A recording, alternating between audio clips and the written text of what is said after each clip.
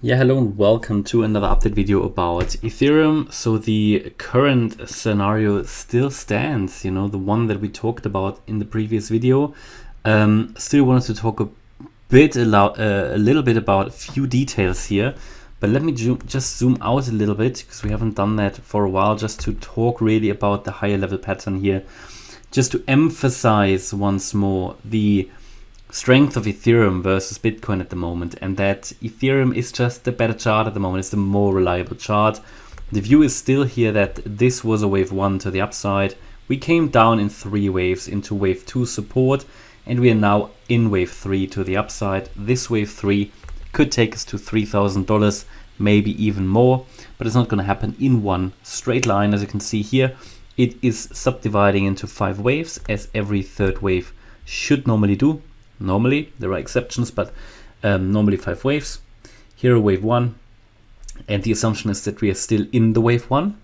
There is a chance it's now over, but we talk about that. Wave 2 down, wave 3 up, wave 4 down, wave 5 up. This wave 2 is exactly what I will scale in. Yeah, because this is the wave 2. I don't know why it's over here now, but this is the support that I will use to scale in.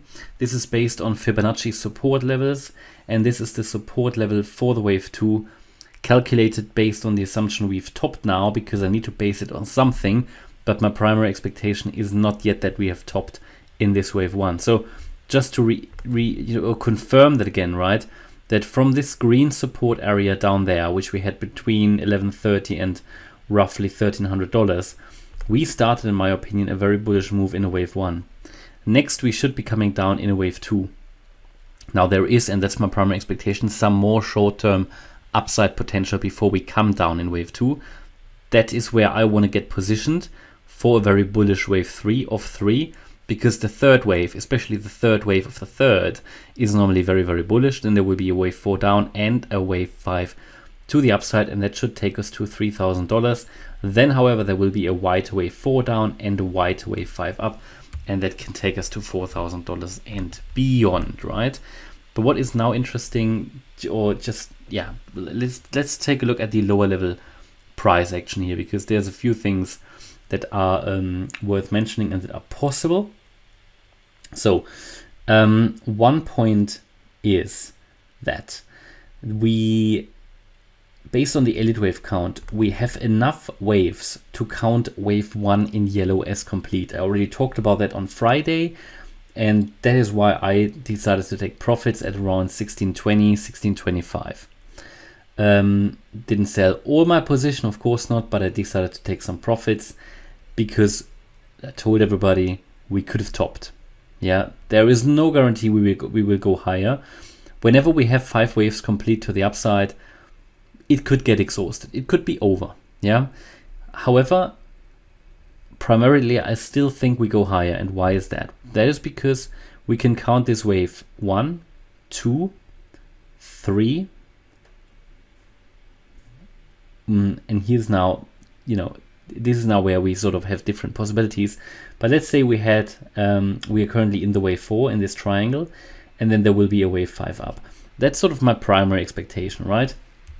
That we are here in this triangle pattern that we're going to talk about in a minute. But there's also the possibility that we had a wave 1, a wave 2. This was a wave 3. This was already the 4. And then we peaked here in a wave 5 with a slightly higher high around 1675. The problem is that the minimum requirements for this move to the upside for a wave 5 are complete. That is why we have enough waves now to count this wave 1 as complete. It's not strong enough, that wave 5, however, to make it very likely. That is why my primary expectation is still another high.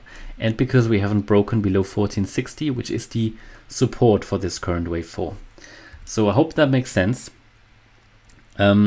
So with this, this is the problem. The higher you go in these movements, yeah, without the strong retracement, the more exhausted it gets. And as soon as you have the wave pattern complete, which it is, because we can count 5 waves, we need to be ready for that wave 2 retracement. But again, because this wave here wasn't strong enough, the wave that peaked at 1675 here, yeah, I am only counting this as a B wave. So this is very important. Yeah, and as long as we are above 1460, generally in whatever pattern develops here, we can still look at one more wave 5 to the upside. Only below 1460, this is not going to work out, because below 1460, we are dropping below the 50% Fibonacci retracement, and then that is typically not a wave 4 anymore. There's a few things I wanted to talk about. First point here is this trend line. We can draw a new trend line which hasn't been broken yet. Yeah. Again, there's a couple of ways how this can be drawn, but this has not been broken, and this could develop as some kind of an ascending wedge, which is not great because this is a possible reversal pattern. But I think more important is here this support line down there. So keep an eye on that. Also, looking now at this pattern here, this is still what we talked about in the previous video, that according to the primary expectation, we are still here in the wave 4, just because the wave 5 wasn't strong enough. So I have to assume there will be one more wave 5, yeah, and this was only one of the subwaves. But the idea is that this wave 4 develops currently as triangle. At the moment, this is working out nicely. So we are saying that from this peak, we came down in an A wave, we moved up in a wave B, we came down in a C wave. In the previous video, I told you that C was probably finished. We're now in the D wave, that would be the assumption. And then we come down once more in E before we break out to the upside. Here in this D wave, we could be, and I go to the 1 hour chart now. Again, we bounced off the channel. I showed you in the previous video this channel. And you can see how relevant this channel is, in which we currently are. As said, as soon as we break above the channel, it's an indication that wave D is ongoing. Yeah. However, it might be ongoing already. We just don't have the evidence for it really. But I'm thinking what this could be from the wave C low to the wave D. So the wave D is a 3-wave move. So it could here be A, B, C. That's sort of how I think this could work out. Now a move down in D and then a push to the upside in a C wave before we then come down in E. Very important now, this move down needs to stay above 1546, or we just have to reset wave C. And if we go below the low of the wave A, which is 1500, then this whole triangle isn't going to work out. Again, the channel here is important. A break above the channel could take us to this wave D. We can now calculate a rough target for the D wave based on the length of the based on the length of the B wave. We can go down to the low of the C wave, and the target would be 1654. Let's see if we actually get there. Yeah, so this would work out probably based on the proportions, would work out nicely. So this is where we are currently with Ethereum. Important again, it must not drop below 1460 in general.